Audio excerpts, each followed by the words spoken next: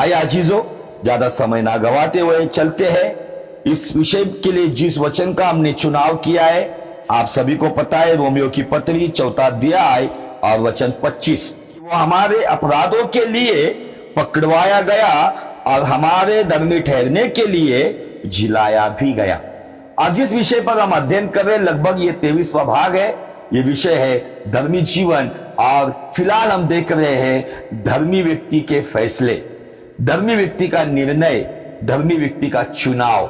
बहुत सी बार हम हमारे जीवन में कुछ गलत चुनाव के वजह से, कुछ गलत फैसलों के वजह से, कुछ गलत निर्णयों की वजह से जो भूतकाल में हमने लिया हुआ होता है, जिसका खामियाजा या जिसका नुकसान हमें वर्तमान में चुकाना पड़ता है।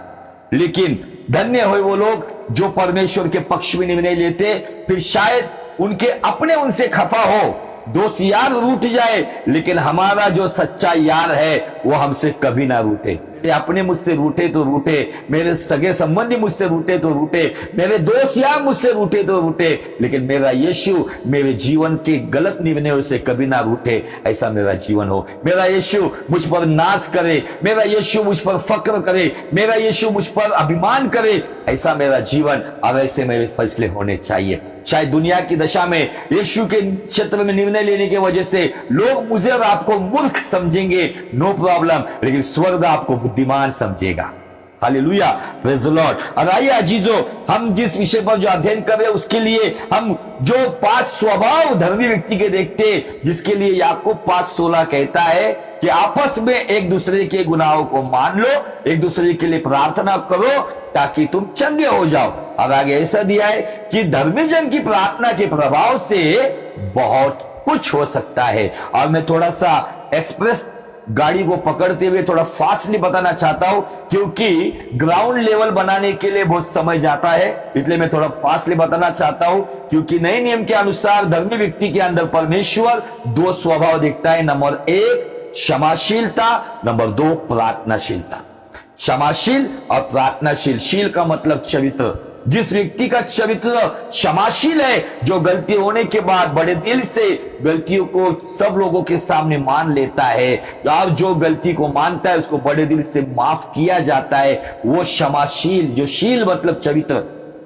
और उसके बाद उस व्यक्ति के लिए, गलती करने वाले के लिए माफ करने वाला प्रार्थना करे, और माफ करने वालों के लिए गलती करने वाला प्रार्थना करे। ये 2 मूल स्वभाव है जो धर्मी व्यक्ति के जीवन में नए नियम के अनुसार हमें बाइबल दिखाता है। और रोमियो 3 अध्याय वचन 10 से 12 हम देखते हैं, धर्मी कोई नहीं, एक भी नहीं, समझदार कोई नहीं, खुदा को खोजने वाला कोई नहीं, भलाई करने वाला कोई नहीं। इसका मतलब रोमियो 3:10 ये नहीं कहता है कि धर्मी कोई नहीं, लेकिन धर्मी व्यक्ति में पुराने नियम के अनुसार, व्यवस्था के पहले, व्यवस्था के बाद, परमेश्वर धर्मी व्यक्ति में ये 3 स्वभाव देखता है, जिसका शुरुआत होता है समझदारी से, उसके बाद खुदा की खोज, और उसके बाद भलाई के काम। ये 3 स्वभाव नए नियम के 2 स्वभाव के साथ अगर हम जोड़ते तो प्रार्थनाशील, क्षमाशील, समझदार, खुदा का खोजी और भलाई करने वाला, ये 5 बातें को जो देखकर, इन 5 बातों पर फोकस करते हुए, इन 5 बातों में सावधानी बरतते हुए जो क्षमाशील जीवन जीता है वही प्रार्थनाशील जीवन जिएगा। जो प्रार्थनाशील जीवन जिएगा वही समझदारी से निर्णय लेगा। जो समझदारी से निर्णय लेगा वो अपने जीवन में खुदा की खोज हर दिन करता रहेगा। जो खुदा की खोज करता है वो खुदा के लिए भलाई के काम भी करता है। आमीन।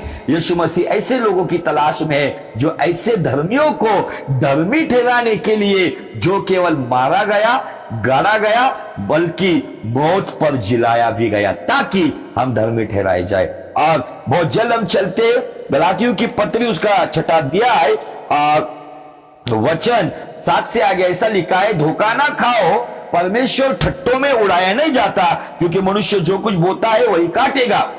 आगे देखिए, क्योंकि जो अपने शरीर के लिए बोता है वो शरीर के द्वारा विनाश की कटनी, और जो आत्मा के लिए बोता है वो आत्मा के द्वारा अनंत जीवन की कटनी काटेगा।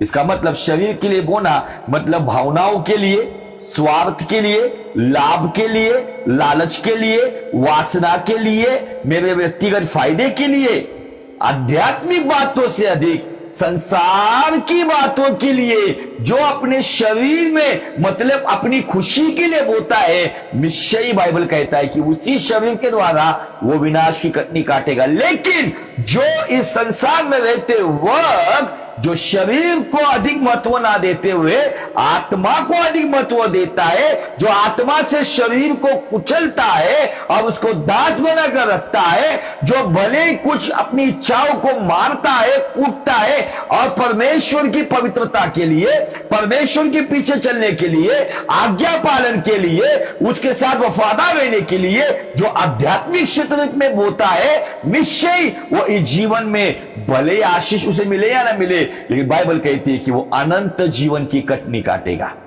Hallelujah, praise the Lord. और हमारे निर्णय हमारे भविष्य पे बहुत बड़ा असर करते हैं। हमने लिए हुए गलत निर्णय हमारे भविष्य को अंधकार में लेके जा सकता है। किसी भविष्यवक्ता ने आपके लिए कान में गुदगुदी हो ऐसी मीठी मीठी भविष्यवाणी करने से आपका भविष्य सुधरने वाला नहीं है। किसी ने आपके लिए बहुत अच्छी बात बोली है, इसकी वजह से आपको कुछ अच्छा मिलने वाला नहीं है।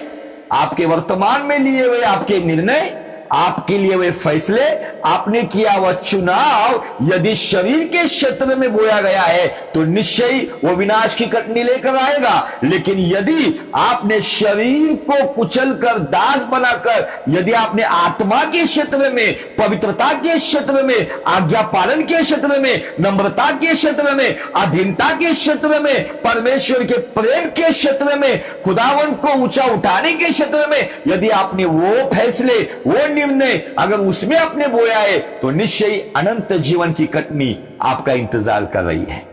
Hallelujah, praise the Lord. और परमेश्वर चाहता है कि मेरी चुनी हुई संतान, मेरे चुने हुए लोग अनंत जीवन के लिए मेहनत करे, ना कि संसार की बातों के लिए। कुत्ता भी 10 घर घूमकर अपना पेट भर सकता है। हमारा जीवन, हमारा उद्देश्य केवल संसार में अपना स्टेटस बनाना, फ्यूचर बनाना, करियर बनाना, माल पानी कमाना, बिजनेस प्रॉपर्टी बनाना, केवल इसके लिए नहीं भेजा है हमको इस संसार में भेजा गया है यीशु मसीह के बलिदान को, उसकी कृपा को हम व्यर्थ ना करें तो उसमें हम बने रहे, उसके साथ हम चलते रहे, उसके साथ वफादार रहते रहे, आखिरी सांस तक योग्य फैसले लेकर अपने जीवन से मसीह को संतुष्ट करते रहे। Hallelujah, praise the Lord. और इस निर्णयों के ऊपर हम अब्राहम के जीवन से देख रहे, और अब्राहम के जीवन से देखने से पहले फिर से मैं आपको नीति वचन का 10वां अध्याय और वचन 28 पढ़वाना चाहता हूं। बाइबल कहता है, धर्मियों को आशा रखने में आनंद मिलता है परंतु दुष्टों की आशा टूट जाती है।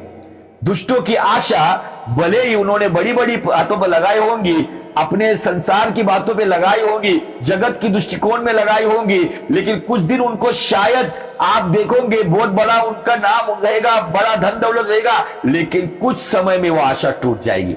लेकिन बाइबल का परमेश्वर हमें यहाँ पे बताता है, धर्मियों को आशा रखने में आनंद मिलता है। क्योंकि क्यों आनंद मिलता है पता है? क्योंकि धर्मी को पता है मेरा परमेश्वर जो धर्मी है वो मुझे कभी लज्जित नहीं करेगा। जिन्होंने उसकी ओर देखा, भजन संहिता 34:5 के अनुसार, उन्होंने उजियाला पाया, उनका मुंह लज्जा से कभी काला नहीं होगा। क्योंकि जो अपने जीवन की आशा यीशु मसीह को बनाते हैं, प्रिय परमेश्वर को बनाते हैं, उसकी आशा पर जीवन जीते हैं, उनके लिए उनकी आशीष उनके चौखट पर पहुंचती है। वो आशीष के पीछे दौड़ते नहीं है, वो बरकत के पीछे दौड़ते नहीं है, वो भविष्यवाणियों के पीछे दौड़ते नहीं है, वो चमत्कार और चंगाई के पीछे दौड़ते नहीं है, तो वो खुदावन के पीछे दौड़ते हैं और उनकी आशीष उनके चौखट तक आती है। क्योंकि बाइबल कहती है, प्रथम तुम उसके धर्म राज्य की खोज करो, सारी बातें आपको पहुंचा दी जाएगी। क्या खाओगे, क्या पियोगे, क्या पहनोगे, ये अन्य जातियों के विचार है। हमारा परमेश्वर हमारी जरूरत मसीह यीशु में जलाल के साथ पूरी करने में समर्थ है। Hallelujah, praise the Lord. इसलिए अजीजों, इन दिनों में हमें धर्मी जीवन के ऊपर बहुत ही सोचना होगा। कौन सी बात में मैं लापरवाही कर रहा हूं, कौन सी बात में जहां पे मुझे सावधानी बरतनी में ध्यान नहीं दे रहा हूं। आज उस बातों को मुझे अपने आप को जांचना है, मुझे अपनी तरक्की करनी है। और वो तरक्की कौन सी क्षेत्र की होनी चाहिए? धर्मी जीवन में बढ़ने की, धर्मी जीवन में बलवान होने की। और धर्मी जीवन में कब बढ़ोगे? जब आपके जीवन में आने वाली नाना प्रकार की परीक्षाओं में, नाना प्रकार की समस्याओं में, आपके जीवन के तनाव में जब आप योग्य निर्णय आत्मा के क्षेत्र में खुदावन के दृष्टिकोण में लोगे, शायद कुछ नुकसान उठाना पड़ेगा, जिल्लत उठानी पड़ेगी, परेशानी उठानी पड़ेगी, लेकिन मैं आपको बताना चाहता हूं यह योग्य निर्णय आपके जीवन में एक अच्छा भविष्य लेकर आएगा। Hallelujah, praise the Lord. और हम चलते बहुत ही फास्टली अब्राहम के जीवन में, और अब्राहम के जीवन में हम उत्पत्ति के 22 अध्याय में अब्राहम के जीवन में परीक्षा आई। उस परीक्षा के दौरान उसके पास संसार की दशा में निर्णय ले सकता था वो। परमेश्वर ने जब उसका इकलौता पुत्र उसको मांगा, उसने उसकी परीक्षा ने उसको कसौटी पे रखा।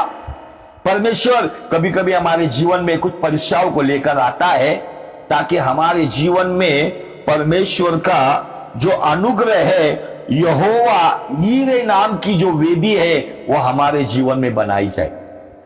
अब्राहम ने अपने जीवन में 4 वेदी बनाई, उसके बाद की ये 5वीं वेदी है। अब्राहम ने शकेम में दर्शन की वेदी बनाई, अब्राहम ने बेतेल में प्रार्थना की वेदी बनाई, अब्राहम ने हेब्रोन में परमेश्वर के साथ नजदीकियां बढ़ी गई, इसलिए वहां पर परमेश्वर की क्या कहते संगति की वेदी बनाई, बेरशेबा में वाचा की वेदी बनाई, और ये 5वीं वेदी है।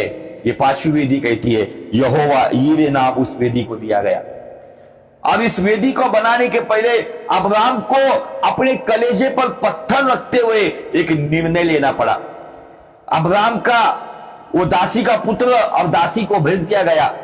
एक बड़ी दावत के बाद, आनंद के बाद बड़ा वहां पे जल्लोष किया गया और बहुत बड़ी वहां पर पार्टी की गई। और उसके बाद अब्राहम गहरी नींद में इसहाक को नजदीक लेकर उसको लिपटकर, इसहाक शायद अब्राहम को पकड़कर सोया हुआ होगा और परमेश्वर आकर कितने बार आवाज देकर गया होगा। इसके पहले ऐसा कभी हुआ नहीं, इसलिए मैं आपको फिर से दोहराना चाहता हूं। उत्पत्ति के 22 अध्याय में बाइबल कहता है, इन बातों के पश्चात ऐसा हुआ कि परमेश्वर ने अब्राहम से यह कहकर उसकी परीक्षा ली कि हे अब्राहम, उसने कहा देख मैं यहां हूं। वास्तविक इस मैं यहां हूं उसका विवरण या उसका पर्टिकुलर उसका इंटरप्रिटेशन प्रॉपर यह दिया है कि मुझे देख। यह बात परमेश्वर क्यों कह रहा है? क्योंकि इसके पहले अब्राहम को परमेश्वर जब हेब्रोन में मिलने आया था, हेब्रोन के जगह जगह पर अब्राहम परमेश्वर से बात कर रहा था। परमेश्वर को यह कहने की जरूरत नहीं पड़ी कि मुझे देख। क्यों देखने की जरूरत पड़ी? क्योंकि अब्राहम भी कुछ समय के बाद इसहाक नाम की खुशी में इस कदम मगन हो गया कि वो उसके बुलाने वाले को, उसके जीवित परमेश्वर को वो कुछ समय के लिए अपनी खुशी में भूल गया। कभी कभी हम अपनी खुशियों में, अपने मनोरंजन में, अपने मिले हुए सक्सेस में, अपनी मिली हुई अच्छी अच्छी बातों में कभी कभी हमारा ध्यान परमेश्वर से हट जाता है और तुरंत हमें कुछ परीक्षाओं का सामना करना पड़ता है। अब्राहम के जीवन में यही घटा। परमेश्वर कहता है देख मैं यहां हूं। उसने कहा अपने पुत्र अर्थात अपनी इकलौते इसहाक को जिससे तू प्रेम करता है संग लेकर मोरिया दे चला जा। वहां उसके लिए एक पहाड़ के ऊपर जो मैं तुझे बताऊंगा उसको होम बलि करके चढ़ा। तीसरा वचन कहता है, एक्चुअली पढ़ने के लिए बहुत भारी लगता है मुझे तीसरा वचन। अतः इसके बाद अब्राहम रात के समय ये दर्शन पाता है। अब तक के जो भी दर्शन परमेश्वर के आए, उस दर्शन में परमेश्वर ने, हमने पिछले एपिसोड में देखा था कि परमेश्वर आके कहता है उत्पत्ति के 15 अध्याय में, हे अब्राहम डर मत, मैं तेरी ढाल हूं, मैं तेरा अत्यंत बड़ा प्रतिफल हूं। हे अब्राहम निश्चय मैं तेरे संतान को ही वारिस बनाऊंगा, तेरे वंश को बढ़ाऊंगा, तारंदन से अधिक करूंगा। बड़ी बड़ी बातें परमेश्वर के मुंह से अब्राहम ने सुनी थी, लेकिन यहां पे जो बात है, जो उसके कलीजे को छीनने वाली बात है, उसके हृदय को आर पार छीनने वाली बात है, लेकिन फिर भी बाइबल कहती है अतः अब्राहम सवेरे तड़के उठा, अपने गधे पर काटी कसकर अपने 2 सेवक और अपने पुत्र इसहाक को संग लिया और होम बलि के लिए लकड़ी छीन ली। तब निकलकर उस स्थान की ओर चला। एक निर्णय था। अजीजों, मेरा जो विषय चल रहा है निर्णय, मैं निर्णय के बारे में, धर्मी के निर्णय के बारे में बताना चाहता हूं। कभी कभी हमारे जीवन में परमेश्वर चाहता है कि जो चीज हमें अजीज लगती है, कभी कभी मैं आपको बताना चाहता हूं, परमेश्वर के सेवकों सेविकाओं स्पेशली सुनो, कभी कभी हमारा घर संसार को हम बहुत खुशी में पकड़ के रखते हैं। परमेश्वर चाहता है कुछ समय तुम मुझसे अलग हो जाओ और मेरे साथ समय बिताओ। कभी कभी हम बहुत खुशहाली बातों में I am blessed, blessed family, blessed house, blessed gift, blessed फलाना, ब्लेसेड ये सब चल रहा है, लेकिन परमेश्वर चाहता है इससे अधिक तुझे ब्लेसिंग से अधिक तुझे ब्लेसिंग देने वाली की जरूरत है। कभी कभी परीक्षाओं का कारण यह भी होता है कि हम दुख में तो उसे बहुत याद करते हैं, हम एक समय में बहुत पैशनेट होते हैं, बहुत जुनून से भरे हुए होते हैं, लेकिन हमारे जीवन में आसपास कुछ ऐसी बातें होती है, मोबाइल मिल जाता है नया, कुछ लोगों को गाड़ियां मिल जाती है नई, कुछ लोगों के घर में खुशियों का वातावरण बन जाता है। इन बातों में कुछ लोग परमेश्वर से दूर चले जाते हैं, अपने इसहाक को लपट कर सो जाते हैं, पकड़ कर सो जाते हैं। रात की प्रार्थना करने वाले, खुदावन को तड़के याद करने वाले, वो सब भूल जाते। तब एक आवाज आती है, तब एक परीक्षा आती है, तब उन परीक्षाओं में भी जो योग्य निर्णय लेता है, खुदावन उन्हीं को यहोवा जायरा नाम की वेदी देता है। कभी कभी हमसे गलतियां होती है, लेकिन उन गलतियों में भी उसे सुधारने के लिए परमेश्वर एक मौका देता है, ताकि हम योग्य निर्णय, योग्य फैसला और योग्य चुनाव करें, ताकि हम उस यहोवा यीरे नाम की वेदी हमारे जीवन में बनाए, ताकि परमेश्वर हमारे जीवन से संतुष्ट हो जाए। अब्राहम के लिए यह बहुत ही भारी निर्णय था, बहुत ही पीड़ादायक निर्णय था, लेकिन ये सारे निर्णय के बाद जब हम डायरेक्टली 22 अध्याय का जब वचन को पढ़ते हैं तो ऐसा लिखा है, जब वे उस स्थान को जिसे परमेश्वर ने उसको बताया था पहुंचे, तब अब्राहम ने वहां वेदी बनाकर लकड़ी को चुन चुन कर रखा और अपने पुत्र इसहाक को बांधकर वेदी की लकड़ी के ऊपर रख दिया। वास्तविक अब्राहम के हाथ थरथराते होंगे, नजर धुंधली हो गई होंगी, बुढ़ाऊ व्यक्ति, चेहरे पे झुर्रियां, और एक जवान को वो बांध रहा है। लेकिन यहां पे महत्वपूर्ण बात क्या होगी पता है? उसके पहले जब 8 वचन में जब इसहाक ने पूछा कि बाबा लकड़ी ली है, आग लिए, लेकिन बलिदान का मेमना कहाँ है, तब अब्राहम ने उसी वक्त यहोवा यीरे नाम की वेदी की खुद भविष्यवाणी की थी। यहोवा यीरे नाम की वेदी की भविष्यवाणी उसने की थी। उसने कहा, हे मेरे पुत्र, परमेश्वर होम बलि की भेड़ का उपाय आप ही करेगा। और जब 9वें वचन में शायद लिखा नहीं है, लेकिन मैं उस वार्तालाप को महसूस करता हूं, जब वहां पर पहुंचे, जब लकड़ियों के ऊपर लकड़ियां रखी जा रही थी, वेदी बनाई जा रही थी, फिर भी मेमना नहीं दिख रहा है, भेड़ नहीं दिख रही है, बलिदान का पशु नहीं दिख रहा है। शायद इसहाक ने कहा होगा, बाबा आपने कहा था परमेश्वर उपाय करेगा, लेकिन यहां पे तो कोई भेड़ नहीं दिख रही है। यह सुनकर अब्राहम का कलेजा फट गया होगा। तब उसने बड़े हियाव से कहा होगा, हे मेरे पुत्र इसहाक, परमेश्वर ने तुझे बलिदान में मांगा है। यह सुनने के बाद अगर आज का इसहाक होता तो वह अपने बाप को धक्का मारकर पहाड़ से भाग जाता। लेकिन यह सुनने के बाद इसहाक को सलूट करने को दिल करता है कि इसहाक अपने बाप के परमेश्वर की आज्ञा का पालन करने के लिए वो अपने जीवन की कुर्बानी हंसते हंसते देने के लिए तैयार हो गया। ये पिता परमेश्वर और पुत्र परमेश्वर का दर्शन हमें यहाँ पे दिखता है कि प्रभु यीशु मसीह ने पिता की मर्जी को पूरा करने के लिए सूली के ऊपर अपना प्राण बलिदान कर दिया है। यह सुनकर इसहाक के अंदर हमें यीशु मसीह का वो दर्शन दिखता है।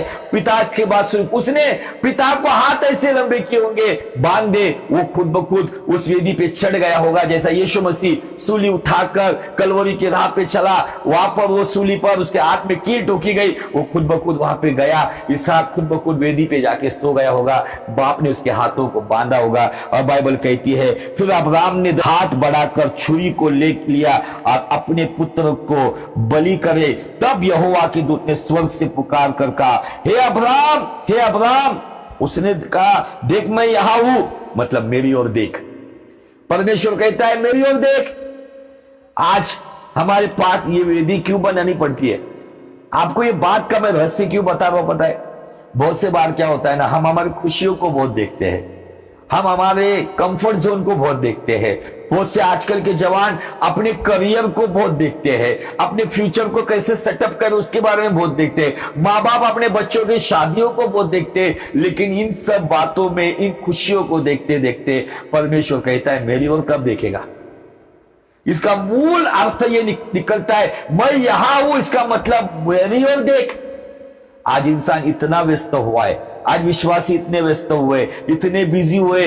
कोरोना काल के समय में लोग बाइबल पूरा पढ़ चुके, बहुत समय परमेश्वर की संगति में बिताए, ऑनलाइन में यहाँ पे मीटिंग, वहां पे meeting, zoom meeting, Google meet, Facebook live, YouTube live बहुत अटेंड करते थे। लेकिन आज फिर से एक बार मनुष्य इतना व्यस्त हुआ है कि उसके पास प्रार्थना के लिए, खुदा के पास देखने के लिए समय नहीं है। खबरदार हो जाओ, आने वाले दिन परीक्षाओं के दिन हो गए। ये परीक्षाओं में अगर आप योग्य निर्णय लेकर फैसला करोगे, पश्चाताप करोगे, जैसा प्रकाशित वाक्य में लिखा हुआ है, तू पहला प्रेम भूल गया है, तूने पहला प्रेम छोड़ दिया है, याद कर तू कहां से गिरा, लौट आ और अपने मन को फिरा। हमको इन परीक्षाओं में खुदावंद चाहता है हम उस जगह पर आए जहां पर खुदा के साथ हमारा तगड़ा मजबूत रिश्ता था। अब्राहम का वो रिश्ता कहीं ना कहीं कमजोर गिर गया था, इसीलिए परमेश्वर ने इस अध्याय में 2 बार कहा, ए अब्राहम, अब्राहम मेरी ओर देख, मतलब मेरी ओर देख, मुझे देख। क्योंकि अब्राहम केवल इसहाक को ही देख रहा होगा। अब्राहम इसहाक की खुशियों में मगन हो गया था। अब्राहम इसहाक ही 24 घंटा कर रहा होगा। लेकिन परमेश्वर चाहता है हम हमारी नौकरी, बिजनेस, बीवी, पति, पत्नी, बच्चे, कामकाज, व्यवसाय, फ्यूचर, बैंक बैलेंस, इन्वेस्टमेंट, इन्हीं बातों को देखते रहते। खुदावंद चाहता है जब मैं परीक्षा लाता हूं, इसलिए लाता हूं ताकि आप मेरी ओर देखें। आप योग्य निर्णय लेकर इन सभी बातों को बुलाकर, सोल्यूशन कोई मनुष्य नहीं दे सकता है, छुटकारा कोई मनुष्य नहीं दे सकता है, रास्ता कोई मनुष्य नहीं दिखा सकता है। रास्ता, छुटकारा और सोल्यूशन केवल परमेश्वर की ओर देखने के बाद ही मिल सकता है। वही हमारे लिए मार्ग बनाएगा, क्योंकि बाइबल कहता है कि मैं तेरे लिए जंगल में सड़क और मरुभूमि में नदियों को बहाऊंगा। कब? जब तुम मेरी ओर देखेगा। अब्राहम को यह बात अच्छी तरह से समझ में आई, लेकिन अब्राहम के अंदर यह हियाव कहां से आया, उस पॉइंट पर हम चलते हैं। और वो पॉइंट हमें इब्रानी का 11 अध्याय 17 वचन से आगे। विश्वासी से अब्राहम ने परखे जाने के समय, मतलब इसहाक का बलिदान देने के समय इसहाक को बलिदान चढ़ाया, और जिसने प्रतिज्ञाओं को सच माना था, जो प्रतिज्ञा अब्राहम को उन परिस्थिति में दिया था, उसके हाथ में कोई नहीं था, उसके हाथ में कुछ नहीं था, लेकिन उसने प्रतिज्ञाओं को सच माना। परमेश्वर कहता था, देख रेती के अधिक तेरी संतति होगी, तेरी संतान होगी, तारों से अधिक तेरी संतान होगी, तू आशीष का मूल होगा, तुझे ये मिलेगा, तुझे वो मिलेगा। सारी प्रतिज्ञाओं को उसने सच माना था। और उसके भीतर एक प्रतिज्ञा ये थी जो उसके बारे में आगे लिखा है, जिससे यह कहा गया था, इसहाक से तेरा वंश कहलाएगा। वही अपने इकलौते को चढ़ाने लगा, क्योंकि उसको कहा गया था इसहाक को तेरा वंश कहा जाएगा, लेकिन परमेश्वर ने इकलौते का ही बलिदान मांगा। लेकिन इस 19 वचन में बेहतरीन रहस्य रखा हुआ है। 19 वचन कहता है, क्योंकि उसने मान लिया था, प्रतिज्ञा को सच माना था, उसके बावजूद वो इसहाक को बलिदान कर रहा था कि परमेश्वर सामर्थ्य है कि उसे मरे हुए में से जिलाए, अतः उन्हीं में से दुष्टान की रीति पर वो उसे फिर मिला। Hallelujah, praise the lord. इसहाक उसे क्यों मिला? अब्राहम के पास एक दृष्टांतिक विश्वास था, और वो दृष्टांतिक विश्वास रोमियो का 4 अध्याय और वचन 19 में दिखता है। जैसा इब्रानी 11:19 में दृष्टांतिक विश्वास के बारे में बताया गया है, वो दृष्टांतिक विश्वास आपको रोमियो 4:19 के साथ जोड़कर पता चलेगा। यहां पे दिया है, वह जो 100 साल का था, अपने मरे हुए से शरीर और सारा की गर्भ की मरी हुई दशा को जानकर भी वो विश्वास में निर्बल न हुआ, और न अविश्वासी होकर परमेश्वर की प्रतिज्ञा पर संदेह किया, पर विश्वास में दृढ़ होकर परमेश्वर की महिमा की। Hallelujah, praise the Lord. ये इब्रानी 11:19 में दृष्टांतिक विश्वास उसने कैसा रखा पता है? मैं फिर से दोहराना चाहता हूं, शायद पिछले वक्त कुछ लोगों ने सुना नहीं होगा। दृष्टांतिक विश्वास ये था, रोमियो 4:19 में लिखा है, उसका मरा हुआ शरीर सारा की मरी हुई कोख। और इसहाक को यदि अब्राम वेदी पे चढ़ाकर बलि देकर उसकी गर्दन को काटकर यदि उसको जला देता तो इसहाक के शरीर की राख हो जाती थी। तो अब्राम के अंदर वो दृष्टांतिक विश्वास कैसे आया पता है कि उसने ये मान लिया कि बाबा इसहाक जन्म लेने से पहले सारे संसार ने और हमने भी ये देखा कि वास्तविक स्वरूप में मेरी जवानी मर गई थी, सारा की कोख मर गई थी, इसका मतलब राख हो गई थी। कुछ लोग कहते हैं ना, कुछ लोग श्राप देते हैं, राख हो जाएगा तेरा जीवन, राख हो जाएगी तेरी जवानी, राख हो जाएगा तेरा बिजनेस। मतलब राख मतलब मरी हुई दशा। उस वक्त उसने जाना कि मेरी जवानी की राख हो गई थी, सारा की कोख राख हो गई थी, उस राख में से इसहाक का जन्म हुआ। तो क्यों नहीं इस लकड़ी पर इस इसहाक को जलाने के बाद भी मेरा परमेश्वर सामर्थ्यशाली है, इस राख में से भी मेरा इसहाक मुझे लौटा कर देने वाला परमेश्वर जीवित है, जिसकी प्रतिज्ञाओं को मैंने सच माना है। लेकिन खुदावन ने वहां तक जाने की नौबत नहीं लाई। मैं आपको बताना चाहता हूं, परमेश्वर ने ये बात के द्वारा बाइबल कहती है, परमेश्वर ने अब्राम को कहा तूने क्या किया। उत्पत्ति का 22:12 में उसने कहा उस लड़के पर हाथ मत बढ़ा और न कुछ कर, क्योंकि तूने मुझसे अपने पुत्र वरन अपने इकलौते पुत्र को भी नहीं रख छोड़ा। इससे मैं अब जान गया तू परमेश्वर का भय मानता है। आमीन। इसका मतलब परमेश्वर को आप यकीन हो गया, हाँ बाबा अभी ये अब्राम की गाड़ी जगह पे आ गई है। मैं कितने बार आकर तंबू में इसको पुकार कर गया, लेकिन अब्राम अपनी इकलौतों को गले लगाकर उसको लिपट कर सोया हुआ था। पहले मेरी आवाज सुनकर सारा बाजू में सोने के बावजूद फटाक से अब्राम उठता था, लेकिन एक अरसा हो गया कि भाई ये मेरी आवाज नहीं सुन रहा है। लेकिन जब परमेश्वर ने परीक्षा ली, अब्राम ने जो जगह यहोवा की थी, पिता परमेश्वर की थी, वो जगह पे उसने इसहाक को रखा था। इसलिए ये परीक्षा की नौबत आई। अब्राम के जीवन में परीक्षा क्यों आई, हमारे जीवन में परीक्षा क्यों आती है कि हम परमेश्वर की जगह पर हमारी खुशियों को, हमारी इसहाक को, हमारे रिश्ते नाते को, हमारे सेटिस्फैक्शन को रखते। खुदावन कहता है वो जगह खाली करो, तब मैं जानूंगा हाँ तूने अपने इकलौते पुत्र को मेरे लिए रख नहीं छोड़ा। बाइबल आगे बहुत सुंदर बात कहती है कि वो कहता है कि अब मैंने जाना कि तू मेरा भय मानता है। भय मानने वाले व्यक्ति की यहाँ पे पहचान है। जो खुदा का भय मानता है वो अपनी खुशियों से अधिक खुदा का आदर करता है, वो अपने परिवार से अधिक खुदा का आदर करता है, वो अपनी नौकरी, अपने बिजनेस, अपने एजुकेशन, अपने करियर से अधिक वो अपने खुदा का आदर करता है। और बाइबल का परमेश्वर कहता है जो मेरा आदर करेगा मैं उसका आदर करूंगा। बाइबल आगे ऐसा कहती है, तब अब्राम ने आंखें उठाई और क्या देखा कि उसके पीछे एक मेढ़ा अपने सींगों से झाड़ी में फंसा हुआ है। अतः अब्राम ने जाकर उस मेढ़े को लिया और अपने पुत्र के स्थान पर उसे होम बलि करके चढ़वाया। अब्राम ने उस स्थान का नाम यहोवा यीरे रखा। इसके अनुसार आज तक भी कहा जाता है यहोवा के पहाड़ पर उपाय किया जाएगा। यहोवा यीरे जिसकी भविष्यवाणी इसी 22:8 में खुद अब्राम ने किया था, यहोवा उपाय करेगा। और यहां पे कहता है यहोवा के पहाड़ पर उपाय किया जाएगा। और 2022 साल पहले यीशु मसीह नाम का जगत का उद्धार करने वाला परमेश्वर का प्रिय मेमना जिसकी भविष्यवाणी यूहन्ना भविष्यवक्ता ने किया, वो मेमना 2022 साल पहले परमेश्वर के पहाड़ पर सारे संसार के लिए विश्व के केंद्र बिंदु में, मध्य स्थान में सारे विश्व के लिए उपाय किया गया। जो कोई आज उसके पास आता है उसका जीवन बदल जाता है। आमीन। मैं आपको इस बात के ऊपर एक सुंदर ऐसे एक वाकया बताना चाहता हूं। एक वाकया ये था, आपने सुना होगा परमेश्वर के दास जो पिछले 2 साल पहले प्रभु में सो गए, उनके ऊपर कुछ गलत, मृत्यु के बाद कुछ गलत एलिगेशंस भी लगे, लेकिन मैं उस पर आपका ध्यान नहीं लेकर आऊंगा। उनका नाम है रवि जकारिया।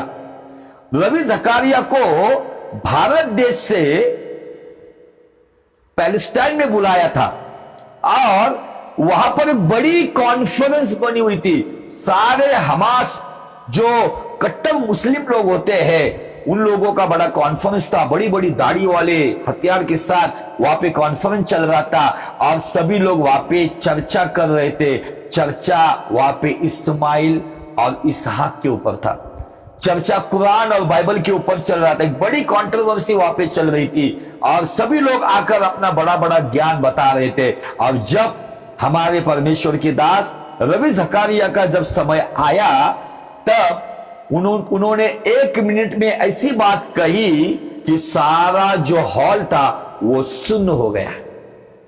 उसने कहा, यदि आप कहते हो मोरिया पर्वत पर इस्माइल को बलिदान करने के लिए लेकर गए, नो प्रॉब्लम, चलो मानते। यदि कोई कहता है इसहाक को बलिदान चढ़ने के लिए गए, नो प्रॉब्लम, चलो हम मानते हैं। लेकिन उन्होंने कहा, ना इसहाक कुर्बान हुआ ना इस्माइल कुर्बान हुआ।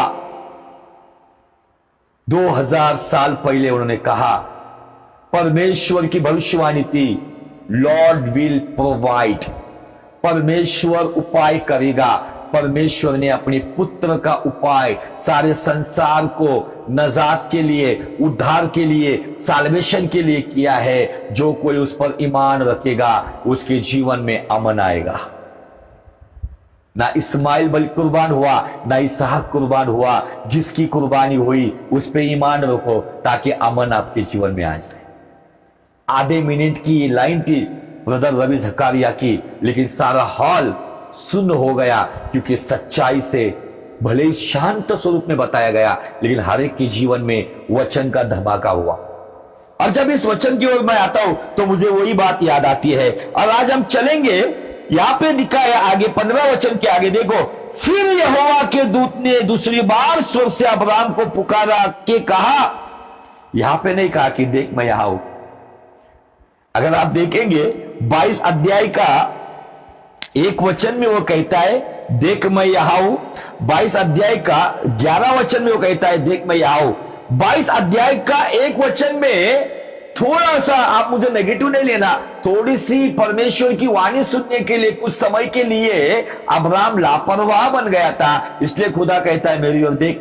और 22 अध्याय के 11 वचन में वो अपने पुत्र को पूरे विश्वास से आज्ञा पालन के लिए छुरी मार नहीं रहा था। हम लोग चित्र जो देखते ना, पिक्चर, बहुत सारे लोग पिक्चर देखते, वहां पे अब्राम छुरी ऐसा मार रहा है, लेकिन वैसा नहीं है। बलिदान के पशु को छुरी से उसका गला काटा जाता है। वो अपने पुत्र के गले को शायद उसने चूमा होगा, उसके गाल की चुमी ली होगी, और छुरी से गला काटने जा रहा था कि आवाज आया देख मेरी ओर देख। क्यों कहा गया? इस वक्त अब्राम आज्ञा पालन में इतना मगन हो गया था, इसलिए परमेश्वर कहता है मेरी ओर देख।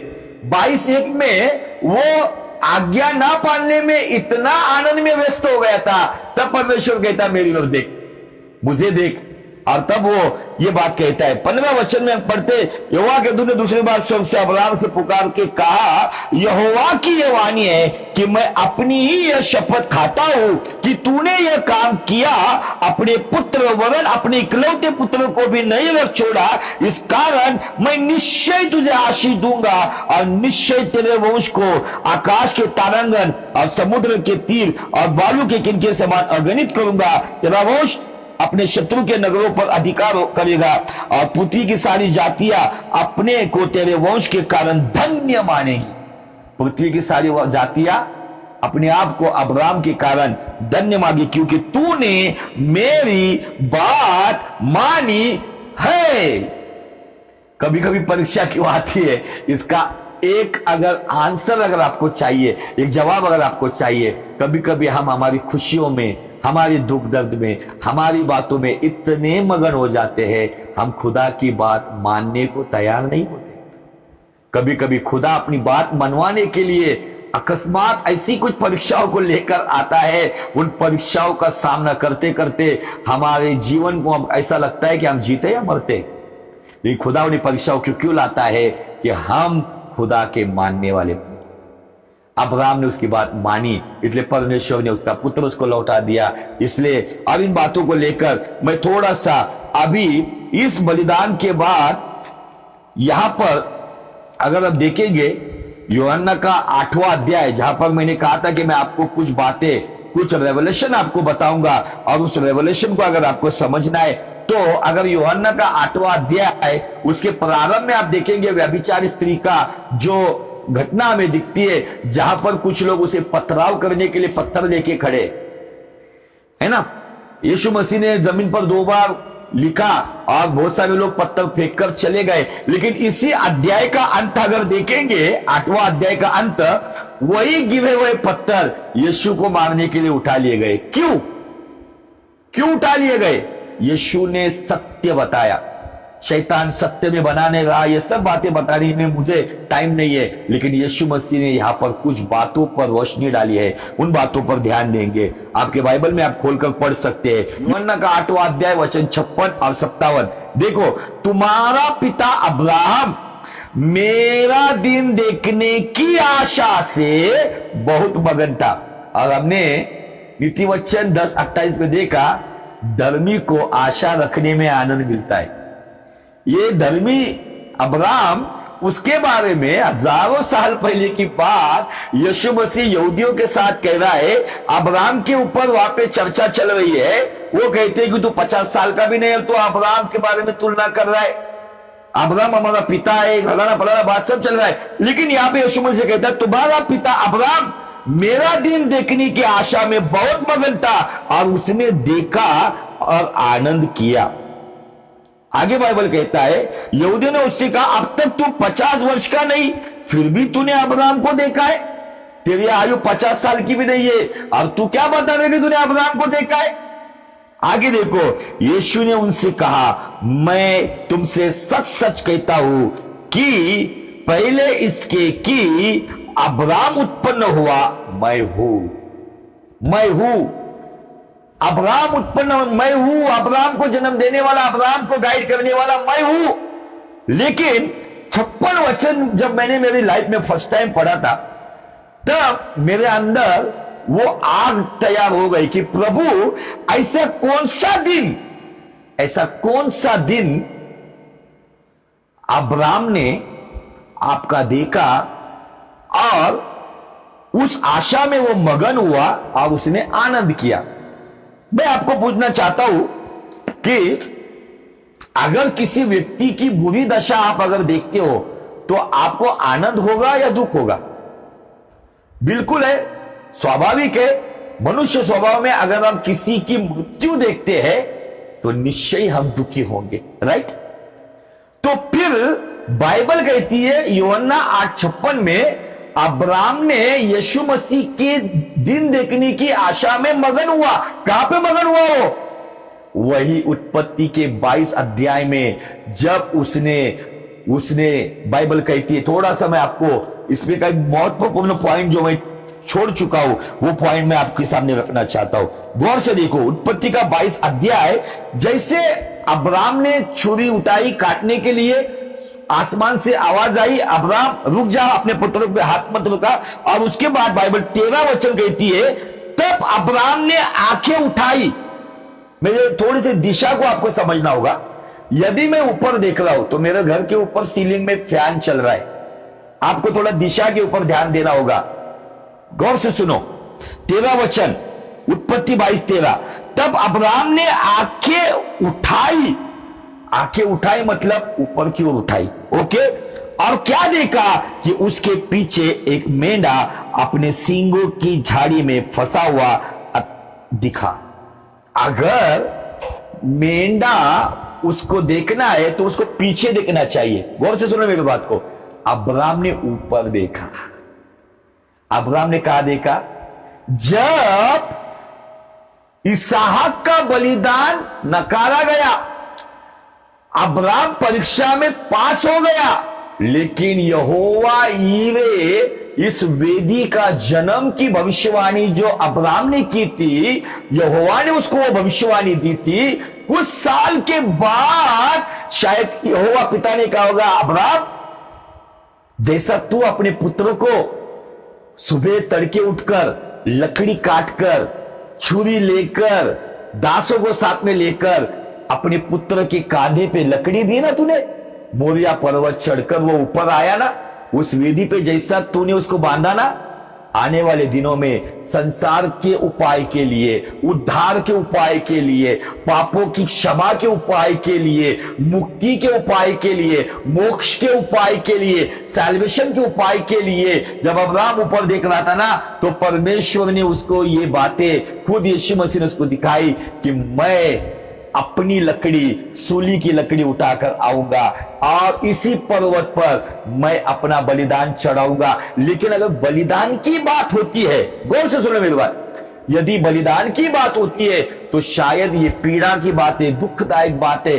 तकलीफ वाली बात है। लेकिन उसके आगे बाइबल ये कहती है, जो हमने यूहन्ना 8:56 में देखा है, अब्राहम मेरे दिन देखने के लिए आशा में मगन था और उसने वो देखा और आनंद किया। अब्राहम ने ना केवल यीशु मसीह के बलिदान का दिन देखा, अब्राहम ने यीशु मसीह के पुनरुत्थान का भी दिन देखा। इसीलिए बाइबल रिकॉर्ड करती है, यीशु मसीह कहता है कि तुम्हारा बाप अब्राहम यूहन्ना 8:56 में उसने मेरे बलिदान का दिन तो देखा ही देखा, लेकिन मैं मौत पर जिलाया जाऊंगा। जैसे इसहाक सही सलामत बाहर आ गया वेदी के ऊपर से, वैसे ही मैं कब्र से बाहर आऊंगा, मृत्यु पर विजय होगा। ये परमेश्वर ने अब्राहम को, अपने पुत्र को बलिदान करने वाला और उसको पुनरुत्थित करने वाला, ये दोनों बातें परमेश्वर ने अब्राहम को हजारों साल पहले बता दी। हालेलुया। अब ये रहस्य वाली बात है। मैं कोई बड़ा प्रचारक नहीं हूं, मैं कोई किसी के कोई बड़े ज्ञान वाला व्यक्ति नहीं हूं, लेकिन परमेश्वर के हृदय से मैंने ये बात सीखी है। ये बात मैंने तब सीखी जब मैं उस वेदी पर मनन करने लग गया। आज खुदावन चाहता है वही बात आज परमेश्वर आपके जीवन से देखकर मगन हो जाए, तो आपके जीवन में जब परीक्षाएं आती है तब योग्य फैसला आपके जीवन में परमेश्वर के सिवाय किसी को अव्वल स्थान ना मिले। आपके जीवन में परमेश्वर के सिवाय किसी को बड़ा स्थान ना मिले, ना अपने आप को, ना अपने रिश्ते नाते को, ना धन दौलत को, ना आन बान शान को। आपके जीवन में अगर महत्व जाए तो वह महत्व केवल यीशु मसीह को ही जाए। बाइबल का परमेश्वर यहां पर ये बातें बताता है और यीशु मसीह कहता है, तुम्हारा बाप अब्राहम यूहन्ना 8:56 में मेरे दिन देखने की आशा में मगन था और उसने वो देखा और आनंद किया। परमेश्वर का बलिदान, यीशु मसीह का बलिदान, यीशु मसीह का पुनरुत्थान अब्राहम ने देखकर खुशी मनाई। वाह, परमेश्वर पिता तू ऐसे करने वाला है, संसार के लिए ये बात करने वाला है। मुझे जैसे धर्मी बनाया वैसा तू सारे अन्य जाति को भी धर्मी बनाएगा। इन बातों से अब्राहम का सीना चौड़ा हो गया। अब्राहम बहुत खुश हो गया और खुशी खुशी ये लड़का, ये बाप और सारे दास बेरशेबा को चले गए। आमीन। अगर केवल वो यीशु का बलिदान देखता, क्योंकि मैं आपको बताना चाहता हूं, क्या इसकी भाषा आपको समझनी है, उस पर्वत के ऊपर जहां पर एक साइड से अब्राहम अपने पुत्र इसहाक को लेके जा रहा था, दूसरी साइड से परमेश्वर अपने पुत्र को कैसे चढ़ाएगा, कैसा वो अपनी क्रूस को लेकर आएगा, ये सारी बातें एक साथ हो रही थी। फिजिकली वे में हम देखते हैं कि वहां पे इसहाक का बलिदान नकारा गया, लेकिन यहोवा ईरे नाम की ये भविष्यवाणी आने वाले जगत के लिए, संसार के उद्धार के लिए, संसार के पापों से नजात मिलने के लिए, उपाय के लिए, मुक्ति के उपाय के लिए परमेश्वर ने अब्राहम को वो दिखाया था। इसीलिए यीशु मसीह कहता है, तुम्हारा बाप अब्राहम मेरा दिन देखने की आशा में मगन था और उसने वो देखा और वो आनंदित हुआ। आमीन, हालेलुया। ये हमारा परमेश्वर है, यह अद्भुत बातें बताने वाला परमेश्वर है, अपने हृदय की रहस्यमय बातें बताने वाला परमेश्वर है। मैं इन बातों को देखता हूं तो मुझे ऐसा लगता है, जब कोई रहस्य परमेश्वर बताता है, मुझे ऐसा लगता है कि संसार में जो बिलियन है ना, बिलियनर्स लोग, जो बड़े दौलतमंद लोग है ना, उससे अधिक अमीर मैं हूं, क्योंकि खुदा ने अपने हृदय की बात मुझे बताई है, अपने दिल की बात बताई है। मोरिया पर्वत वही पर्वत को कनेक्टेड है जहां पे यीशु मसीह का बलिदान किया गया है। उसी क्षेत्र की वो जगह है जहां पर यीशु मसीह उस कब्र से मृत्यु पर जिलाकर बाहर आया हुआ है। यीशु मसीह, आज मुझे आपको बताना है, अब्राहम वो दिन देख नहीं पाया, अब्राहम प्रैक्टिकली, फिजिकली उस वक्त आ नहीं पाया, लेकिन हम यीशु मसीह के समय में रहने वाले लोग हैं, यीशु मसीह की बातें के ऊपर अध्ययन कर रहे। बहुत सारी बातें यीशु मसीह के बारे में अब्राहम को पता नहीं होगी, उतनी बातें हमको पवित्र शास्त्र के द्वारा हमको पता है कि हमारा परमेश्वर कितना अद्भुत है। हालेलुया। आगे 58 वचन में यीशु मसीह कहता है कि तुम्हारा बाप अब्राहम के पहले मैं हूं। जो पत्थर उस स्त्री को मारने के लिए उठाए गए थे, यीशु मसीह की वजह से गिराए गए थे, वही पत्थर यीशु को मारने के लिए उठे, क्योंकि इस संसार में सत्य बोलने के वाले के ऊपर पत्थर उठाया जाता है। सत्य की राह पे चलने वालों को जलील किया जाता है, सत्य की राह पे चलने वालों को तकलीफ दी जाती है। अगर यीशु मसीह के साथ हुआ है, अगर हमारे साथ हो रहा है, तो कोई बड़ी आश्चर्य की बात नहीं है। Hallelujah, praise the Lord. एक आखिरी वचन पढ़कर मैं रुक जाऊंगा। अब वो वचन ये है, गलातियों की पत्री उसका 3 अध्याय और वचन 6 से लेके आगे। अब्राहम ने तो परमेश्वर पे विश्वास किया और यह उसके लिए धार्मिकता गिनी गई। कहा गिनी गई ये बात? जो हमने उत्पत्ति के 15 अध्याय में देखा, जब अब्राहम चिंता में था, डर में था, अपने आप को असुरक्षित समझ रहा था, तब खुदा का वचन आया, अब्राहम डर मत, मैं तेरी ढाल हूं, मैं तेरा अत्यंत बड़ा प्रतिफल हूं। अब उसको रात के समय तारांगन दिखाता है और अब्राहम इन बात पे फिर से प्रतिज्ञा को सच मानता है, तब उसके खाते में वो धार्मिकता गिनी गई। आगे चलते, अतः यह जान लो कि विश्वास करने वाले हैं जो अब्राहम की संतान है, जो विश्वास करने वाले हैं, परमेश्वर पे विश्वास करने वाले हैं। इजराइल वालों के बारे में बताया नहीं जा रहा है। जो यीशु पे विश्वास करते हैं वो अब्राहम की संतान है, क्योंकि हमारे विश्वास का बाप अब्राहम है। आमीन। आगे देखो क्या लिखा है, और पवित्र शास्त्र ने पहले ही से यह जानकर कि परमेश्वर अन्य जातियों को विश्वास से धर्मी ठहराया गया। आप और मैं कौन है? अन्य जाति है। हमें यीशु मसीह पर ईमान, यीशु मसीह में विश्वास करने के द्वारा ही, उसके बलिदान और उसके पुनरुत्थान पर यकीन करने के द्वारा ही हम रोमियो 4:25 के द्वारा धर्मी ठहराए गए। लेकिन अभी धर्मी जीवन में बढ़ना यह हमारा फर्ज है। आगे ऐसा लिखा है, अब्राहम को यह सुसमाचार सुना दिया कि तुझ में सब जातियां आशीष पाएगी। अब्राहम को सुसमाचार किसने सुनाया? खुद ब खुद पिता परमेश्वर ने, यीशु मसीह ने, पवित्र आत्मा ने, त्रिएक परमेश्वर ने अब्राहम को सुसमाचार सुनाया। क्या सुनाया था सुसमाचार? सब जातियां तुझ में आशीष पाएगी। आगे बहुत बेहतरीन बात है, गौर से सुनो 9 वचन में, इसलिए कि जो विश्वास करने वाले हैं वो विश्वासी अब्राहम के साथ आशीष पाते हैं। किसके साथ आशीष पाते? अब्राहम के साथ। अब्राहम के साथ आशीष पाना साधारण बात नहीं है अजीजों।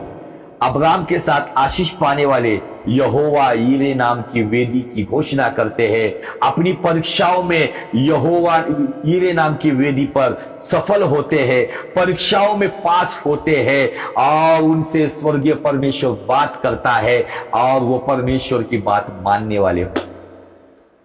उन दिनों में अब्राहम यीशु मसीह के दिन देखने के लिए आनंदित था, उस आशा में मगन था, उसने वो देखा।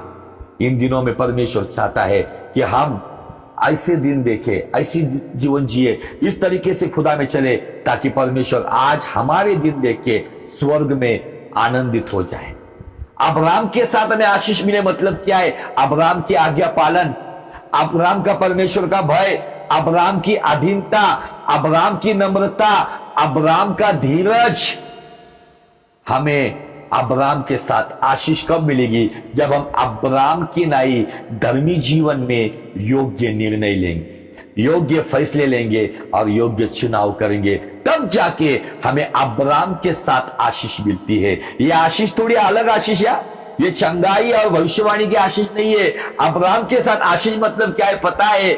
हमारे जीवन में, हमारे परीक्षाओं में हम जब आज्ञा पालन को, परमेश्वर को अधिक महत्व देते हुए धीरज के साथ जब बढ़ते हैं, अपने कलेजे में पत्थर रखते हुए खुदा की खुशी के लिए जब जीते हैं ना, तो हमारे अंदर हम तो है, लेकिन हमारे साथ साथ पिता परमेश्वर को हजारों साल पहले अब्राहम ने अपनी खुशियों को कुर्बान करने के लिए बड़े हियाव से वो निकल पड़ा था। हमारे अंदर अब्राहम के साथ मिली हुई आशीष, हमें अब्राहम भी दिखता है, हमें यीशु मसीह भी उस परमेश्वर को दिखता है। अब्राहम के साथ मतलब जैसे बहुत सारे जगह पे स्कीम होती है ना, बाय 1 गेट 1 फ्री। यदि हम विश्वास में चलते हैं तो हमें केवल ब्लेसिंग नहीं, तो ब्लेसिंग के साथ साथ अब्राहम भी मिलता है। अब्राहम भले ही हेब्रोन में शरीर की दशा में सोया हुआ है, लेकिन स्पिरिट में जो अब्राहम की आत्मा थी, जैसे इजबेल की आत्मा आज लोगों को श्रापित और घृणित बना रही है, वैसे अगर अब्राम के साथ आशीष मतलब अब्राम का आज्ञा पालन, वो विनम्रता, परमेश्वर के साथ संगति, खुदा को महत्व देने वाला, ये बातें हमारे जीवन में खुदा को दिखती है। यही प्रमाण है कि हमें अब्राम और आशीष, ये दोनों बातें बाय वन गेट वन के साथ हमें प्राप्त हो जाती है। एक के ऊपर एक फ्री मिलती है, वैसे आशीष के साथ अब्राम भी हमारे जीवन में आ जाता है। और अब्राम की आशीष गलाती 3:14 कहता है, यीशु मसीह में हमें अब्राम की आशीष मिलती है। अगर अब्राम की आशीष चाहिए तो यीशु मसीह ने इसी यूहन्ना का 8वां अध्याय कहता है, अब्राम को तुम अपना पिता कहते हो, लेकिन अब्राम ने जो विश्वास के काम किए वो काम तो तुम नहीं करते हो। आमीन, हालेलुया।